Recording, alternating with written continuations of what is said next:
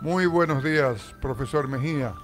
Buenos días, Candelario, Rosario, a mi amigo Jeffrey en cabina y a cada uno de los amigos que nos honran con su audiencia por cada una de las frecuencias de esta inconfundible onda musical. ¿Qué tal? Sí, buenos días de nuevo a toda la audiencia de esta emisora, de este programa. Y recordarle que este programa se origina aquí en el estudio B de la inconfundible onda musical y se transmite a través de su frecuencia 1150 AM, de su plataforma digital Noticias 1150, Noticias 1150, y su plataforma ondamusical.com.do. Ahí también a través de mi cuenta de Facebook. Esta semana, hoy es domingo, como ya sabemos, día 2 de marzo del año 2025, tercer mes del año. La semana ha estado un poco caliente, no tanto en el aspecto local, sino en el aspecto internacional, debido a esos incidentes que se dieron en la sede presidencial de ese país, los países más poderosos del mundo, que todavía gravita demasiado económica, políticamente, militarmente en el mundo entero. Y es algo inaudito hasta ahora. También aquí en la República Dominicana hemos visto el discurso de rendición de cuentas del presidente de la República, licenciado Luis Abinader Corona, su viaje al exterior. Esta semana también se tomó posesión la nueva Procuradora General de la República, la nueva jefa del Ministerio Público, señora Jenny Berenice Reynoso Gómez, ya es procuradora oficialmente. El viaje del presidente a la toma de posición del nuevo presidente de Uruguay, Yamandu Orsi. Bien, señor Mejía, la salud del Papa mejoró, pero ayer las informaciones son de que había tenido un retroceso. Sí, hay noticias en ese aspecto. Eh, bueno, ojalá esa mejoría sea real, porque definitivamente, aunque yo no sea católico, no le deseo ningún mal a nadie, ni menos la muerte. Ojalá se restablezca el Papa Francisco, aunque su estado es muy delicado y algunos hablan de casi ya pasando a la otra vida. Eh, lo cierto es que aparentemente el Papa está en una situación muy delicada. Mira, como tú dijiste, que sin ser de la fe católica, eh, por principio humano, por conciencia, no desea mal para nadie. Pero el Papa, el señor Mario Jorge Bergoglio, su nombre, está, tiene primero 88 años y segundo, ha venido desde hace un tiempo padeciendo de ese problema de salud. Entonces, eh, se está haciendo eso mismo lo que se debe en manos de los médicos, ahí tratando de prolongarle su existencia. Vamos a esperar que ojalá se restablezca y que pueda seguir ejerciendo sus Así es, funciones. así es. Eso por ese lado.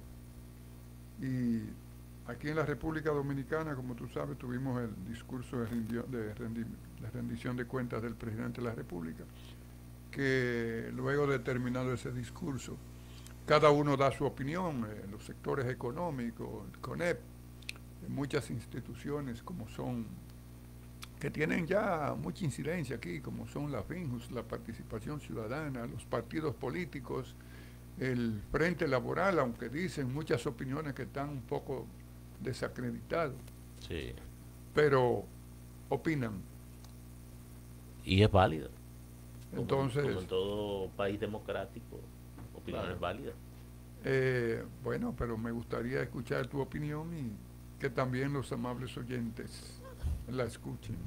Bueno, yo hice algunas anotaciones del discurso, sobre todo en el área económica, porque ya en los otros aspectos generalmente son políticas que se mantienen a lo largo del tiempo. Entonces la economía es lo único cambiante, ¿no?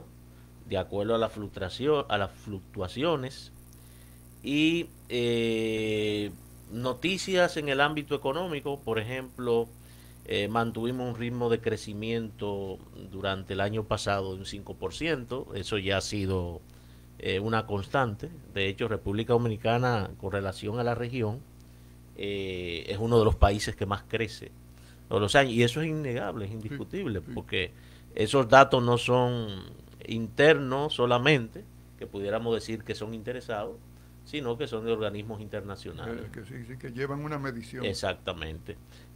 Por otro lado, el presidente habla de una meta, no sé hasta dónde sea posible, porque sería, digamos, duplicar el PIB de aquí a 10 años, eh, aunque haciendo una análisis, una métrica, una comparación, en 20 se duplicó el PIB.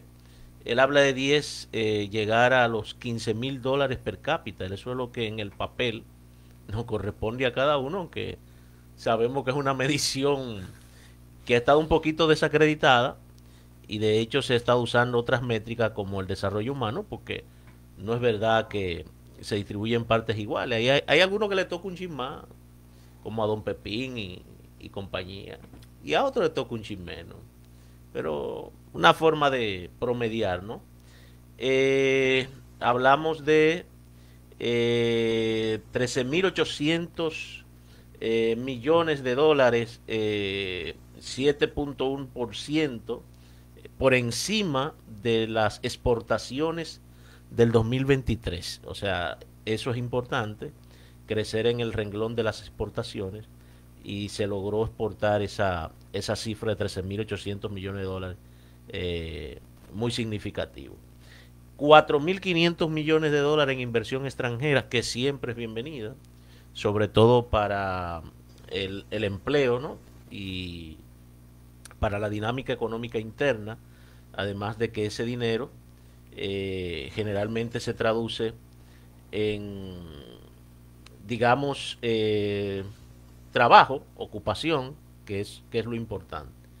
El crecimiento de la cartera bancaria un 12%, me parece que el sector financiero se sigue consolidando en ese sentido y esta administración pues ha logrado cierta confianza en ese sector.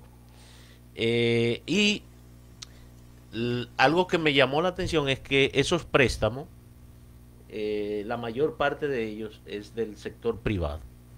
Importante porque significa que la dinámica privada se está moviendo a un ritmo aceptable, porque generalmente los gobiernos tienden, además de préstamos externos, a tomarle a la banca nacional Préstamos locales. préstamos locales, y si hay un porcentaje bien grande de que ese dinero lo tomó el sector privado, son buenas noticias, sobre todo el desarrollo inmobiliario y ese tipo de actividades. La tasa de desempleo ampliada, según los datos que ofreció el presidente, bajó a un 9.8% con relación al 2020, que fue de un 16%, pero sabemos que en ese año también fue un año de pandemia, se perdieron muchos empleos. La tasa de desempleo ampliada significa que ahí no solamente se contabiliza los que no tienen empleo formal, sino aquellos que andan buscando y tampoco encuentran. Porque hay otra tasa de desempleo que es la nominal del que no tiene empleo del 4.8. Se habló de un aumento al salario mínimo de un 20%, aplicable un 12%, y en este año, a partir de abril, Y el 8 el siguiente. en febrero el restante 8. Entonces, eh, hay un dinero que me parece bien invertido y qué bueno que en políticas sociales, yo no lo había visto en otras administraciones, no sé cómo se manejaba, si había algún fondo especial, pero sí 6.800 familias y más de 300 millones de pesos impactan en el programa de discapacidad.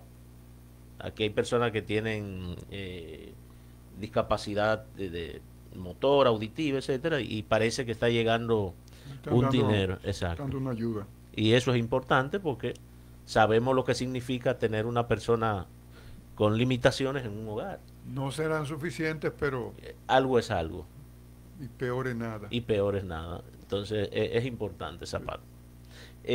Y ya para cerrar esta parte, se han invertido, en el 2024 se invirtieron 29 mil millones de pesos en el programa Supérate, que todavía me parece bajo ese porcentaje con relación a nuestro crecimiento económico, porque todas las métricas que acabamos de señalar son métricas que van en el renglón de la macroeconomía, pero para nosotros el lenguaje llano, nosotros nos movemos en la micro, La micro. y también esas ayudas sociales que son de impacto deberían representar un mayor monto para hacer justicia, porque si somos el país que más crecemos. Sí.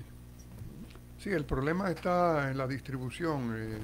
El país ha estado creciendo, pero antes déjeme enviarle un saludo al buen amigo, el profesor Enrique Cabrera, eh, mi buen amigo, mi hermano, vecino por muchísimos años, y nos está mirando ahora. Un saludo para ti, Enrique. Saludos. Bello, que es amigo tuyo, amigo mío. Claro, y hermano mío y hermano tuyo. Claro que sí. Bien, sí, el país ha estado creciendo, eso es innegable, no al ritmo que debería crecer, los problemas de una sociedad, un país pequeño, pero con muchos problemas que vienen arrastrándose desde su fundación. Entonces, resolverlo en 4 años, en 8 años, eso no es posible, pero sí deberíamos ir resolviendo de manera como eh, se ha puesto en modo mucho este término, de manera sostenida. Y cada día avancemos un paso más, un paso más, un paso más. Eso de la inversión, tanto local como la traída de capitales desde fuera para ser invertido aquí, eso es muy importante, como tú dijiste, porque eso significa, entre otras cosas, eh, el empleo del personal nativo, porque, por ejemplo, muchas inversiones traen algunos técnicos, algunas cosas, pero eso es muy mínimo. Mínimo, mínimo. Eso es mínimo. Y además, por ejemplo, en la construcción de esos grandes hoteles en el área turística, pues eso conlleva una mano de obra y también hay el, la, lo indirecto. Sí, el consumo. Sí, consumo, negocios que se ponen, de servicio de esto, de aquello. Eso repercute muy, muy, muy positivamente en la sociedad dominicana. El aumento salarial, yo le voy a reconocer un punto ahí al presidente. Él habló de un 20%. Los representantes de la masa trabajadora hablaron de un 30% y los empleadores hablaron de un 10%. Al final, el acuerdo se estableció en el 20%, que era la posición oficial. Se mantuvo esa y le reconozco, debió ser más, pero sabemos que no es lo que uno quiera. Si entre un 10 y un 30, un 20, creo. 20, y le hacen efectivo el 8 el, el, para el año que viene. Es Sí. discriminatorio porque eso es lo que llaman el no sectorizado, es discriminatorio. Exacto, es Entonces, el la problema. otra parte tiene que pelear, Exacto. tiene que pelear su aumento. Pero nada, la República sigue caminando positivamente y así esperamos que se mantenga la, la situación progresiva. Bien, tenemos aquí que en el discurso el presidente declaró a las bandas haitianas como terroristas. Y a propósito de eso, tengo aquí los titulares del periódico El Nacional del día de hoy, que su más destacado dice: Finjus cree ilegal República Dominicana declare terroristas a las bandas haitianas. El subtítulo dice: ese tipo de delito no puede establecerse por decreto, como anunció Abinader, porque violenta principios de legalidad. Varios abogados en contra de la decisión. Entonces, desde el punto de vista legal. de lo que establecen. Y yo comprendo lo que él establece, porque por decreto no puede ser. Y tampoco, digamos, que el impacto de esas bandas directo en la delincuencia dominicana, no sé qué tan significativo sea.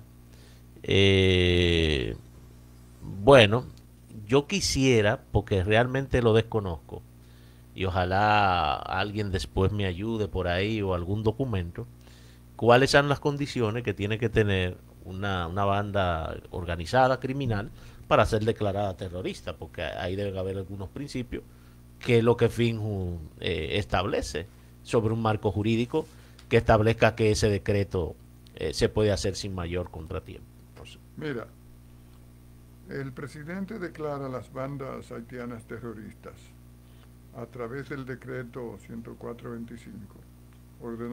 Ordenó la activación, o sea, a través del decreto 104-25, ordenó la activación del Consejo Nacional Antiterrorista y la Dirección Nacional Antiterrorista. Entonces, sabe que Haití tiene una situación tan difícil, que es un país que va como a la disolución plena. sí. Y que realmente hay sobradas evidencias de que esas bandas, esos grupos, están muy bien armados y no cejan, no ceden, porque parece que la intención final es apoderarse del poder. Sí. La comunidad internacional ha sido indiferente, sobre todo aquellos sectores que tradicionalmente son los que más responsabilidad se han atribuido cuando un país está en proceso inestable, e intervienen, aun cuando la situación, el caso no conlleve una intervención. Sin embargo, en este caso, todo el mundo se ha hecho el ciego y el sordo. Pero lo cierto es que la República Dominicana carga con ese fardo. No sé en el aspecto ahí de los asesores qué pasó, pero sí son un riesgo, son un peligro, quizás no para declararla como tal por el no fundamento legal. Yo creo también que son más para consumo interno. Hay unos sectores ahí que se alegran con esas cosas. Bueno, sí, bueno, hay... Saludos para los pinchos. Sí, para la señora Consuelo de Sí, hay gente que ha vivido mucho de eso. Sí, son monotemáticos. Creo que cursamos la señora Despradel Dajer y yo creo que cursamos un par de asignaturas juntos en la UAS. Mira, otro titular dice: matan a un vigilante en asalto a un banco. Eso fue en La Romana. Ocupan 90 paquetes de marihuana en Punta Cana. Esa no falta. No. Extrema tensión en cumbre europea en apoyo a Ucrania. Coerción de 1 año para el subdirector. Cárcel El Pinito de La Vega. La Vega. Sí, hay un problema hace un tiempo. Y fueron litigados y pasaron la justicia. Aquí el Ministerio Público le está cantando 1 año de coerción. Eso es prisión preventiva, en lo que las investigaciones continúan y se llega a un juicio. Si pasa a juicio, en fondo, sí. Pero entre tanto que yo siempre he considerado que es un tiempo para mí largo esperar todo un año hasta que se desarrolle un juicio, ¿no? Bueno, también yo creo que las investigaciones dependen de la complejidad de los casos. Entonces, darle un año de prisión preventiva a alguien que presumiblemente es inocente, porque hasta que no se demuestre lo contrario, para mí es largo, siempre lo he criticado, pero bueno, así funciona la justicia, ¿no? Pero en la justicia hay un algo que llaman la pena anticipada, me parece que a veces hay personas que son involucradas en algo, son arrestados, quedan en prisión preventiva, a veces pasan a juicio y entre lo que termina ese proceso pasan 3 años, porque por los asuntos aquellos de los reenvíos, de que esto, de que lo otro, entonces se habla a veces de pena anticipada porque me imagino que entienden que la persona Hay indicios más que suficientes. sí, pero a veces son cosas hechas de tal manera que no dejan, pero que todo el mundo sabe que eres culpable. Exacto. La pena anticipada. Bueno. Bien, bien, pero siguiendo, saludos para el profesor Medina, José Ramón Medina, quien estuvo por acá recientemente y que en tiempos próximos volverá a hablarnos de temas tan importantes en las sociedades y como es el arte. Saludos, profesor. Un abrazo. Bien, el presidente se fue a la toma de posesión de el nuevo mandatario de la hermana República de Uruguay, Yamandu Orsi, que es del mismo partido, el Frente Amplio, que llevó al poder a José Mojica. De izquierda. El saliente es Luis Lacalle Pou. Ahí se va a encontrar con el rey de España, Felipe VI. Ahí va a estar el presidente de Brasil, Lula. Ignacio da Silva, el de Bolivia, Luis Arce, el de Colombia, Gustavo Francisco Petro. Pues son de la misma Ahí ideología, eso que están mencionando. El de Panamá, excepto el rey. Raúl Mulino. El de Honduras, la señora Xiomara Castro. El de Guatemala, Bernardo Alemán. El de Colombia, bueno, si es bueno, el de Chile va a estar también. Bori. Gabriel Boric Font. Y el presidente de acá, ahí estarán respaldando, o estuvieron. Eso fue ayer la toma de posesión de Yamandu Orsi. El presidente tuvo reunión con él, vi este periódico despliega una foto ahí con el rey de España, cabildeando, vendiendo las bonanzas del país. Como debe ser. Como debe ser. Entonces, no sé si ha llegado, creo que llega hoy, domingo. Pero nada, vamos con la reunión que ha revuelto al mundo. Reunión Zelensky, Vance, Trump. Sí. Donald Trump. Lectura, yo creo que la mayoría del mundo ha reaccionado indignado por la forma en que se trató al mandatario ucraniano. Como siempre, Trump y su grupo tratan de revertir la situación diciendo que el que faltó el respeto fue el mandatario ucraniano. Le echaron la culpa. Sí, sí, ahora el discurso es ese y veo muchos tweets, inclusive de Lula, que me pareció irrespetuoso, pienso, y Lula, que alguna vez tuvo mi simpatía, pienso que hay ciertos temas en los que su ideología lo traiciona. Bueno, también hay que ver también, son cuestiones de intereses geopolíticos y posicionamiento, ¿no? Él habló sobre eso, de que Zelensky no se supo manejar en un momento dado. Y bueno, todos vimos la entrevista. Eh, Hay gente que te manda a ver desde el minuto tal. Yo no, porque todo iba bien hasta el minuto tal que se... No, no, no. En el minuto cero ya alguien había hablado de cómo Zelensky iba vestido. Y rompieron y a carcajada Pero ellos saben de antemano que él siempre se viste así. todo el tiempo desde que empezó esto. Además se dice que en un país en guerra el presidente no anda de traje. Entonces, ya de antemano ahí hubo un irrespeto. Se cargaron los ánimos. Zelensky supuestamente iba a firmar un contrato sobre... Como la reunión era supuestamente para la para firma. firmar el contrato, salió de la oficina de la Casa Blanca esa información. Exacto. Entonces, me pareció extraño que esa reunión no se diera puerta cerrada como estila... Como se estila en esos casos. Exacto. Y más cuando son casos tan...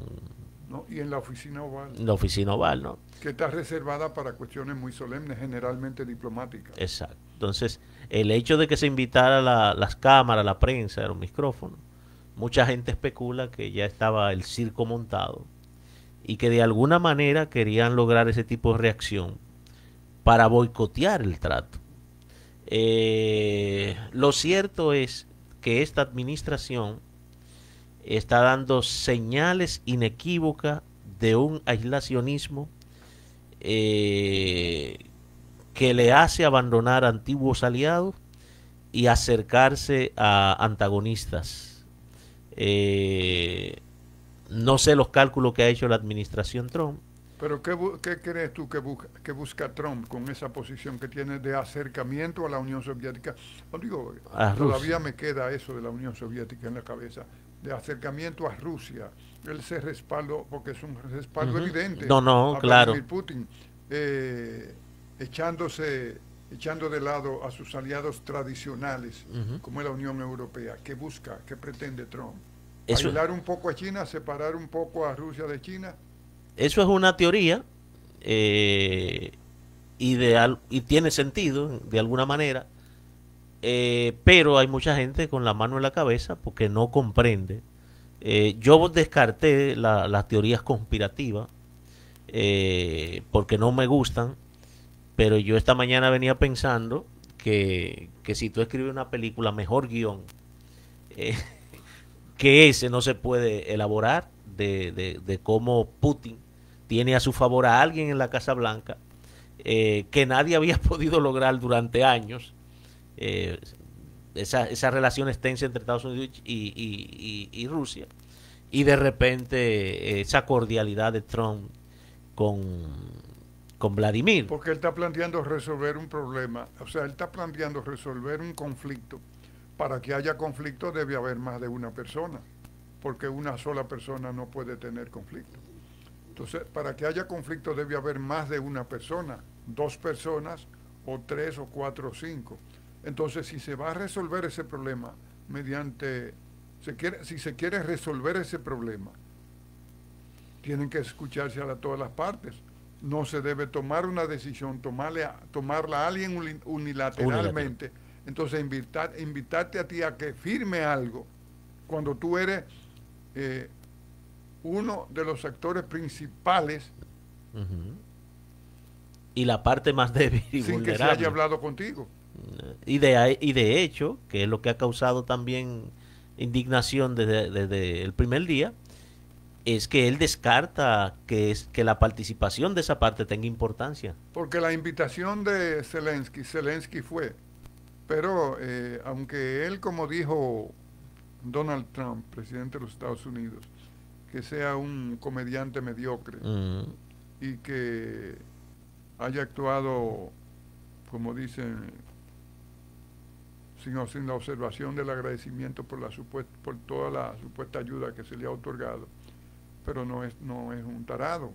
Y no es también, una persona con taras pronunciadas. Entonces, él fue a la Casa Blanca, a la supuesta firma del acuerdo, ujú, pero él llevaba su intención, que era ya en la reunión, ya ventilándose el asunto, decirle, pero que me ofrecen a mí, que le ofrecen al pueblo de Ucrania.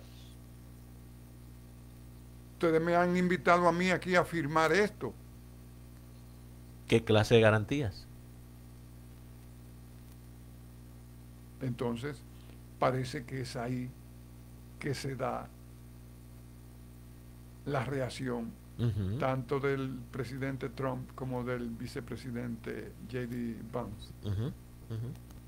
Y entonces cuando le cargan, además, ahí se ha roto con todo el historial del protocolo diplomático, de lo que es la diplomacia. Están en la Casa Blanca, en la oficina oval, que está reservada a cuestiones diplomáticas solemnes. Entonces, invitan a la prensa y están hablando ahí. Y la discusión se arma ahí, Ujú. hasta que la reunión termina. De forma abrupta. Sí, y Zelensky, Dicen que lo echaron de la Casa sí, Blanca. exactamente, dice que lo echaron de la Casa Blanca. O sea, Ujú. parece que la intención de Donald Trump era que él le firmara Sí, y se fuera,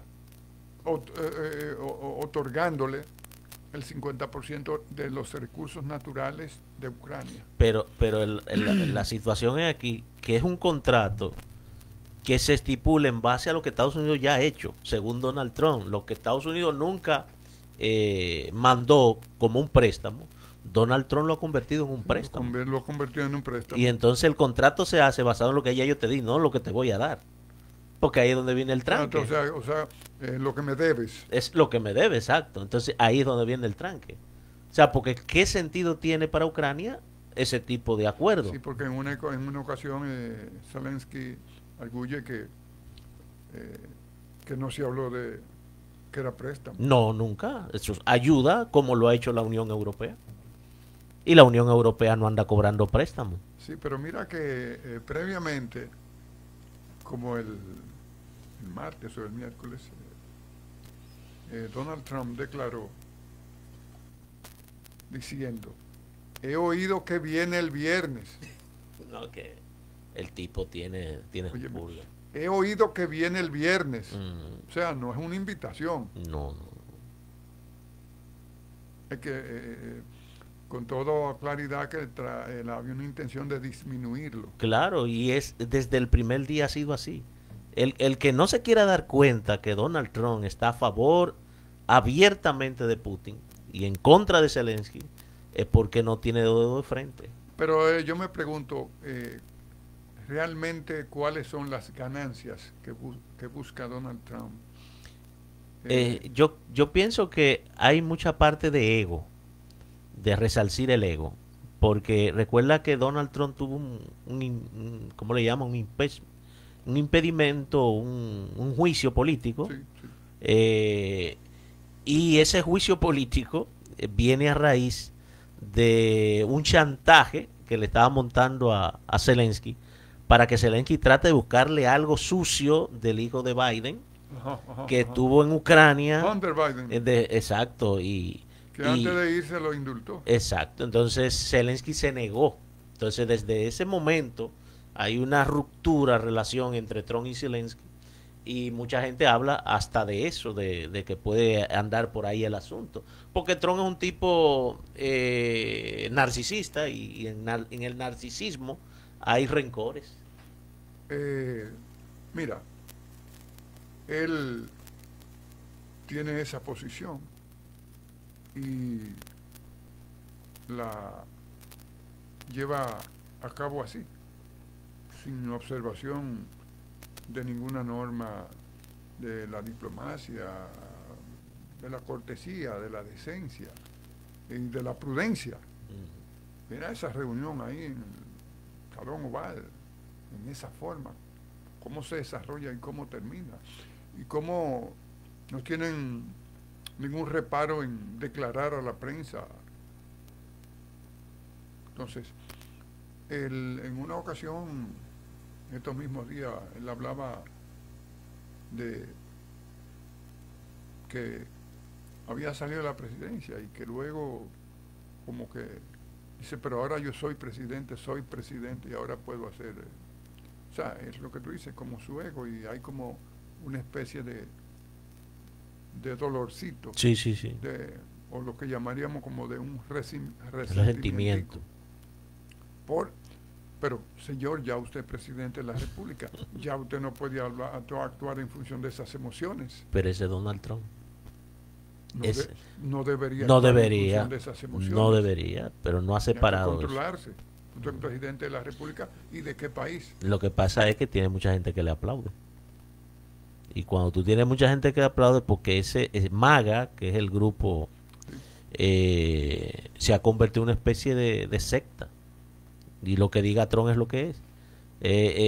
Yo he visto gente defendiendo posturas que me parecen totalmente ilógicas y la defienden con una vehemencia única. Entonces el fanatismo lleva a que tú abandones la racionalidad. Mira, ahí incluso emitió una orden ejecutiva, un decreto, dándole más poder más alcance a Elon Musk, Sí. que del Departamento de Eficiencia del gobierno. Bueno, consiguió una victoria. El Supremo le dio, como dicen, ganancia de causa. Y ahí mismo la USAID, eso fue disuelto. Fue disuelto. Y hasta le dieron, creo que 15 minutos a todos los empleados para que recogieran y se pusieran fuera. Porque ellos están eliminando muchas cuestiones de trabajo para oficinas, instituciones, cosas, para hacer supuestamente el Estado más eficiente, para empequeñecerlo. Eso está pasando. Pero la Unión Europea reaccionó. Zelensky salió directamente a la Gran Bretaña. Sí, sí. Allá fue recibido por Starmer, el primer ministro inglés. Están convocando, o previamente convocaron a la Unión Europea para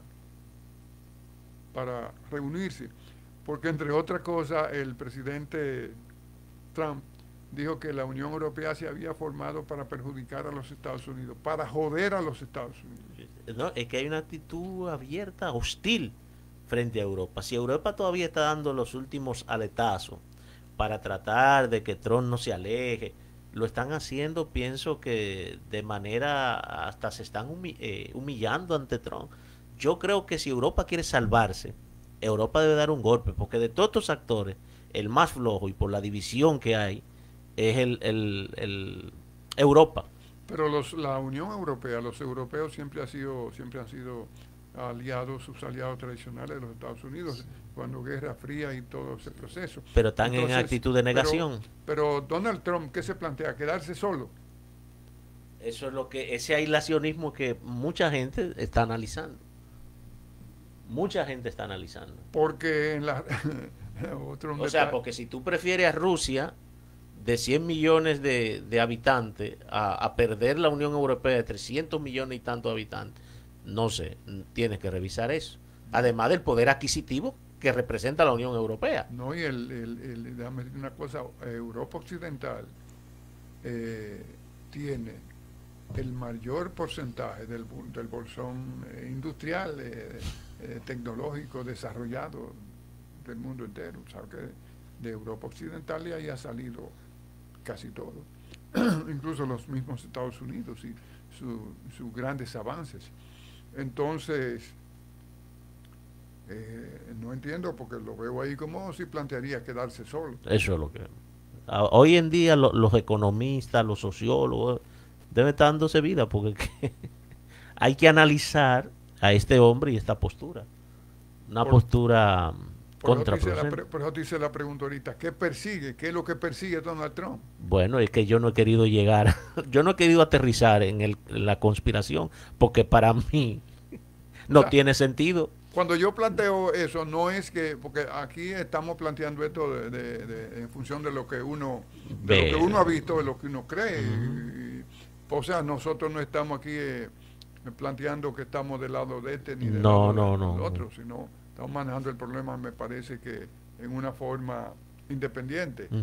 Entonces, si tú vas a estar dando pasos, ni soy enemigo tuyo, ni soy amigo tuyo, pero si tú estás dando pasos, yo digo, pero ¿hacia dónde que va?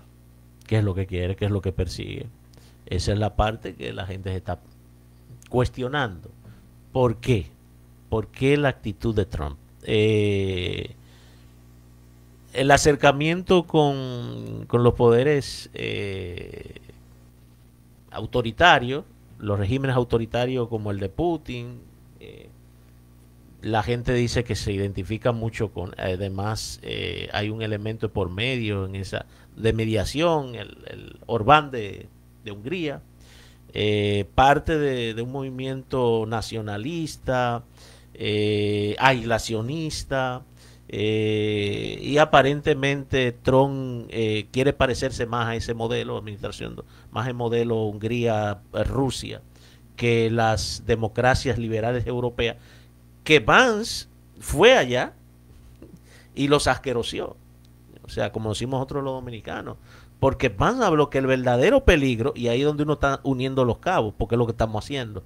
Vance dice que el verdadero peligro no es Rusia, que el verdadero peligro de la Unión Europea es el abandono de elementos de la moralidad y de las libertades, etcétera, etcétera. O sea, hay una cuestión ideológica ahí que se está fraguando y nos le están pegando en la cara. Sí, pero es que un mundo donde hay tantos intereses y una nación como la de los Estados Unidos, con el historial que tiene, sobre todo después de la Primera y Segunda Guerra Mundial, venir ahora, bueno, que internamente ellos hayan ganado las elecciones, mayormente por la posición que tomaron los demócratas respaldando una ideología y una pendejada y una cosa que el pueblo norteamericano, o sea que del pueblo norteamericano una fracción, un segmento, incluyendo que viene de los votantes de la litoral demócrata, dijera, no, vamos a respaldar esto, ok, pero eso es internamente. Sí, claro. En lo que respecta a lo global, un presidente de esa nación no debería separarse de lo pragmático, porque eso que toca decir que dice J.D. Vance es algo como sentimental, sí, emocional, y eso se separa del pragmatismo, que es lo que aconseja la política, el pragmatismo. Y aunque ha sido muy como malentendido a veces el famoso Nicolás Maquiavelo, pero cuando él da esa especie de receta, es pragmatismo lo que aconseja cuando dice el fin justifica los medios, y cómo debe ser el príncipe, que era lo que se estilaba en esa época. O sea, el que tiene el poder, el que detenta el poder, cómo debe, lo que el pragmatismo es lo que recomienda. No, y es correcto. En esa parte de las negociaciones, y qué bueno que tú señalaste que uno no está de un lado ni del otro acá, vamos a ser pragmáticos en el punto de las negociaciones. Y ya tú has dicho como administración qué debe hacer Ucrania. Pero en ese pragmatismo tú no has dicho qué debe hacer Rusia. O sea, porque lo que tú estás haciendo es rendirle Ucrania a Rusia. O sea, lo que Rusia no logró en el campo de batalla, tú hacerlo por medio de la diplomacia. Y es ahí donde viene el escozor, ahí es donde viene la rabia, la impotencia, y yo desde afuera lo miro como algo completamente injusto, porque yo no te puedo decir, bueno, a Rusia hay que decirle que se vaya de todos los territorios ucranianos y punto, porque eso no es pragmático. Sabemos que no va a pasar. No. Pero Rusia no te puede decir a ti, no abandonamos ni un centímetro de lo que tenemos conquistado, porque tampoco es pragmático. Alguien debe ceder, se deben ceder ambas partes. Porque es un conflicto. Exacto. y para resolver el problema deberían ser tomados en cuenta ambas partes. Ambas, como tú señalabas. Entonces ellos invitan a Zelensky a la Casa Blanca, le hacen así, fírmame eso. Dice, pero espérate, tú me estás pidiendo que te firme eso, pero y mi pueblo, ese pueblo que yo represento aquí. ¿Qué tengo para darle? Después de tantas muertes. Entonces, parece que en el fondo es lo que molestó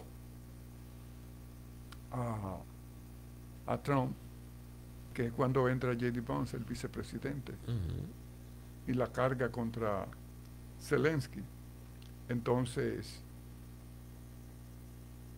la posición de los Estados Unidos, como que le echan la culpa a él. Exacto. Entonces, él reacciona y le dice que está provocando la Tercera Guerra Mundial y que se está provocando que sigan muriendo gente.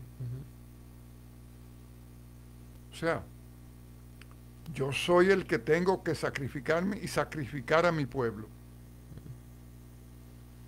Entonces yo tengo que cargar con todo. Exacto. Exacto. O sea, ¿y por qué ese discurso nunca se ha visto hacia Rusia? ¿Por qué a Rusia no se le pide que cese las hostilidades para la paz, para no provocar la Tercera Guerra Mundial? Es Ucrania que le está provocando, es la Unión Europea que le está provocando, fue Biden que le estuvo provocando, pero Putin no.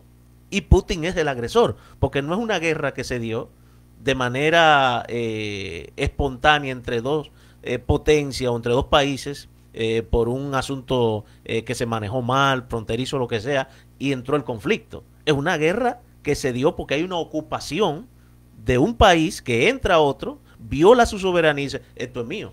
Pero así no funciona. Y además hay una cosa ahí. Tiene que darme el 50% de tus riquezas aparte, naturales. O sea, se repartió Rusia y Estados Unidos a Ucrania. Es lo que pinta. Un segundito. Un saludo para el hermano, profesor, catedrático universitario, Rafael García. Mi buen amigo, mi buen hermano. Muchos saludos para ti, mis afectos para ti, profesor García, donde quiera que esté y como quiera que esté. Sé que me está mirando. Mis saludos, mis afectos. Bueno, saludos para él. Mucha gente buena. Muy buena, muy buena. Amigo de muchos años. Compartimos momentos de diálogo, de discusiones, de interactuaciones aquí en la ciudad colonial, hablando precisamente de todos estos temas. Y qué bueno. Sí, y precisamente a muchos amigos que nos escuchan, miren, o escuchen, y miren también, porque muchos nos ven. Aquí estamos hablando, y qué bueno que todo habla de pragmatismo, y también de justicia, porque es un elemento que no se puede quedar en una discusión. Mucha gente que defendió, ¿tú te acuerdas la invasión de Estados Unidos a Irak? Con la excusa de las armas de destrucción masiva. Sí. Eso se da e indigna mucha gente, sobre todo el sector de izquierda, ¿verdad?, que ven a Estados Unidos como el abusador, avasallador.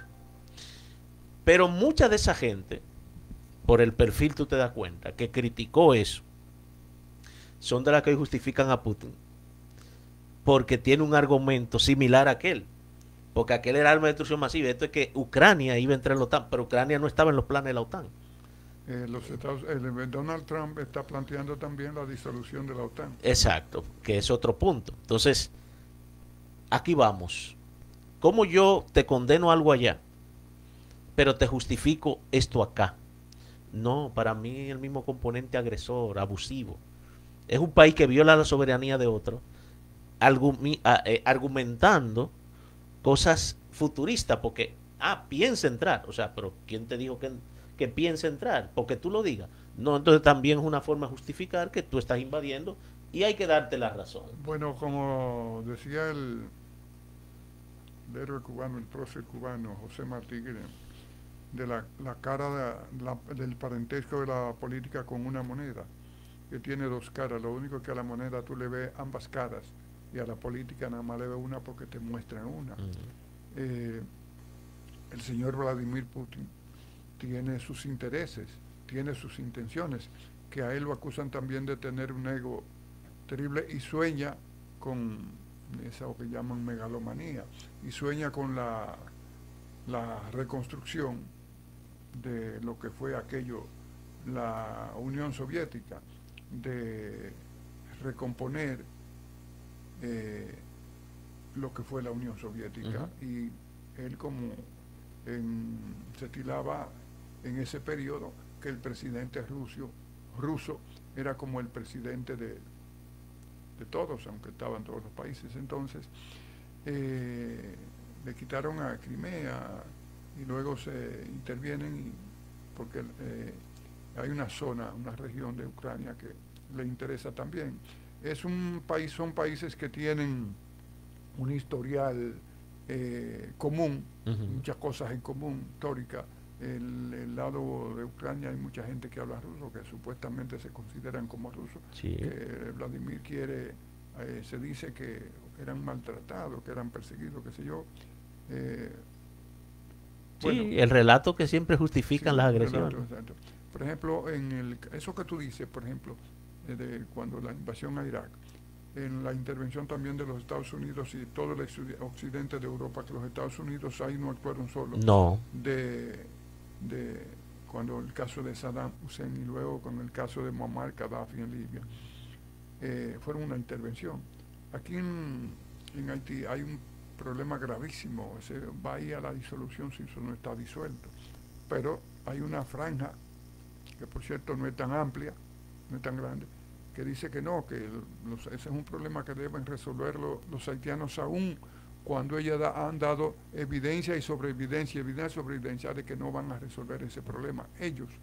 Entonces se buscó una salida a través de las Naciones Unidas, que el país Kenia africano le puso la cabeza para esa fuerza, no que eso lo resuelven ellos, pero entonces lo que hace Vladimir Putin en Ucrania, eso no es una intervención, entonces la apoyan.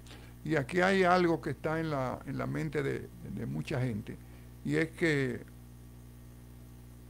todo lo que huele o supuestamente huele al imperialismo hay que censurarlo, y todo aquello que está en contra o supuestamente en contra del imperialismo hay que apoyarlo. Exacto.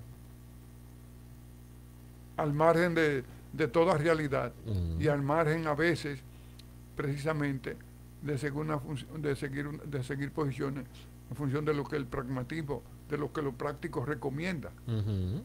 No. Si alguien dice que tú eres proclive a apoyar a los Estados Unidos y estar de acuerdo con ellos, hay que estar en contra tuya, aún sin haber averiguado, aún sin haber indagado, para saber a fondo realmente la posición tuya. Exacto. No hay que estar en contra tuya y hay que salir con el colín en contra, detrás de ti para lincharte, porque tú estás a favor del imperialismo. Y tenemos regímenes ahí, como el de Nicaragua, don Daniel Ortega Saavedra, que hizo de su esposa, modificó leyes y constitución para hacer de su esposa la vicepresidente, para gobernar ambos. Y si yo me muero, pues el negocio queda en la familia. Sin vergüenza. Que se plantee el señor Luis Rodolfo Abinader Corona. Ya no puede, porque él no va a ser candidato presidencial. Por lo menos se dice eso. No, ya no puede. Esa constitución modificada y yo le creo. Bien, pues no creo que él va a venir con una un balaguerismo. Con una posición como la de Danilo Medina en el 19 habiendo hecho una en el 16, en el 15, para poder ir en el 16, venir otra vez con esa. No, venga acá. No, entonces yo no creo que tampoco creo que. Así. No. Entonces, pero vamos a suponer que no tuviera hecho eso y que pudiera. a venir plantear irse con su esposa, ¿cómo le caerían a ese señor encima? ¿Eh? Ah, Daniel Ortega se lo apoya. Sí, así mismo es. Pero tú estás criticando el imperialismo apoyando otro imperialismo, en el caso de Rusia. Porque ¿qué es lo que ellos creen que Rusia? No, porque hay un imperialismo bueno y hay un Y hay un imperialismo imperialismo malo. malo. Mira, déjame decirte lo siguiente, vámonos otra vez al plano Local. local, sí, porque el tiempo está avanzando. Todavía esta gestión no ha cumplido un año, pero se va a ir acercando al año. Hay partidos aquí que tú sabes que ya están trabajando para su binomio del 28. El PLD hay aspirantes que han dicho claramente que aspiran. Abel sale de nuevo, Francisco Javier sale de nuevo. Gonzalo, ¿qué ha dicho? Bueno, pero Juan Ariel sí tiene un proyecto presidencial. En la Fuerza del Pueblo no, porque ahí Ahí hay un dueño. sabemos que el candidato va a ser Leonel Fernández, aun cuando el hijo lo están promoviendo, pero creo que por una sola razón, que es muy joven todavía. Sí, la juventud. Y me imagino que el mismo padre le habrá dicho, mira, a ti lo que te conviene es seguir trabajando como senador que eres y moviéndote correctamente para que tú vayas madurando, vayas aprendiendo. Todavía tú puedes perder, o sea, aguantar, porque tú estás muy joven. Y yo creo que sí, que él está muy joven. Sí, sí. Pero creo que va a ser el heredero de lo que es el PLD y lo que son las otras. Indudablemente. Parece. Van a cerrar. Pues bien, entonces en el PRM hay aspirantes. Collado. Rosa Carolina Mejía Gómez. Esa es una que suena Guido mucho. Orlando Gómez Mazara. Guido. Siempre Guido ahí en la... El señor y Alburquerque siempre está ahí. Yayo También la Sanz palestra. Lobatón, Wellington Arnaud.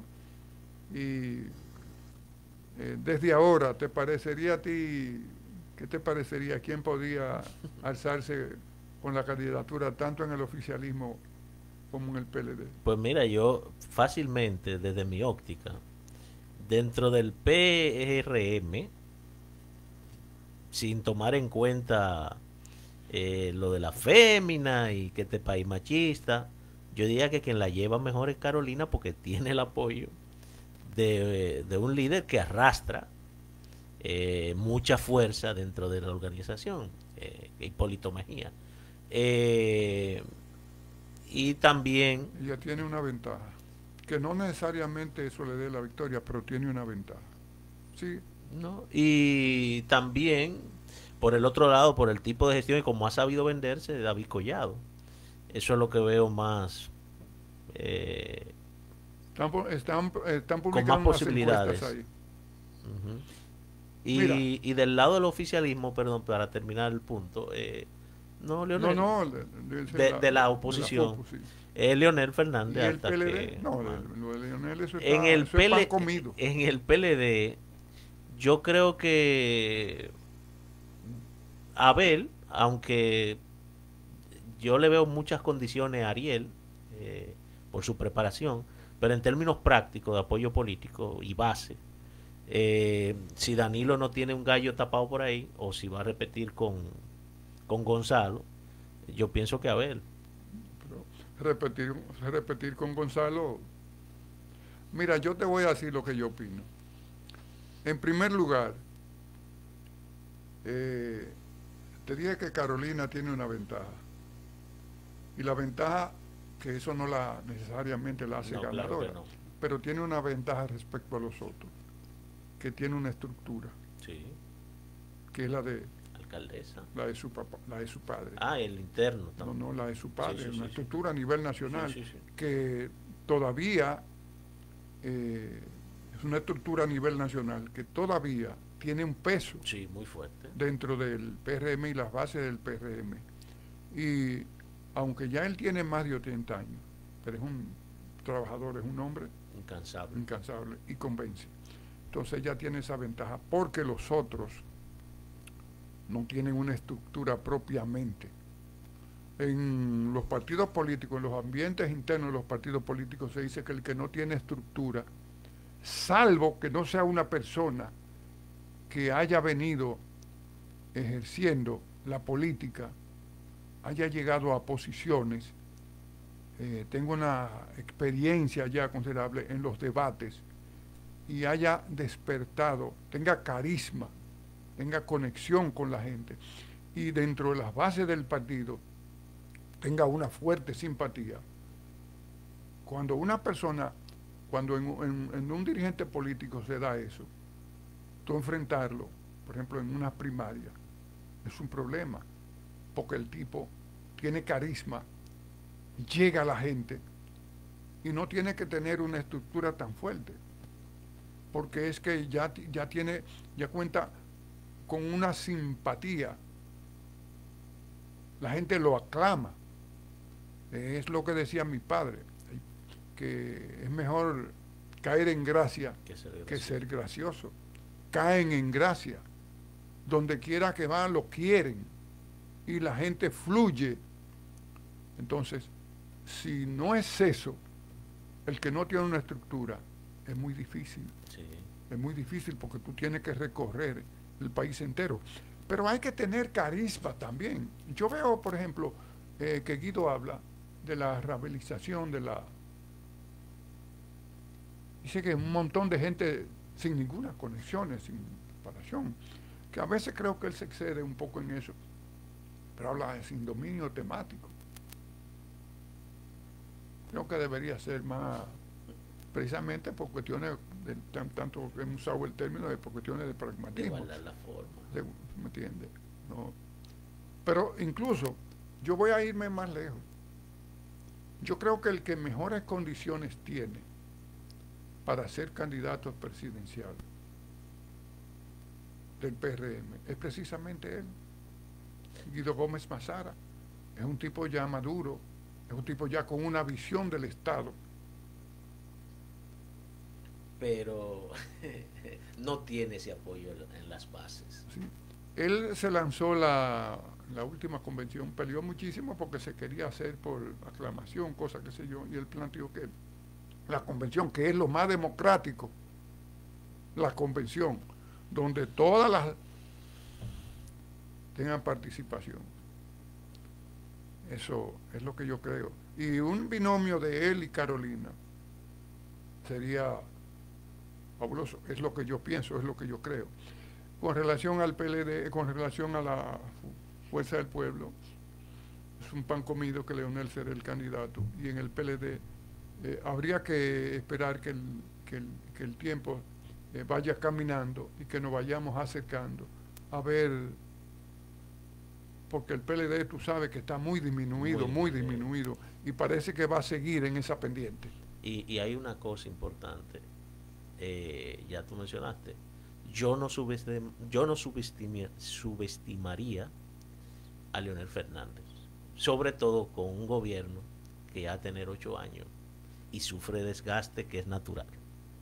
Dicen que todo depende de la gestión del presidente actual, sí, y que los candidatos los aspirantes se pongan a trabajar para que haya una buena gestión y llegar con amplias posibilidades. Bien, hemos llegado al final del programa. Muchas gracias por habernos acompañado y los invitamos para el próximo domingo a las 9 de la mañana para estar aquí cerrando la página.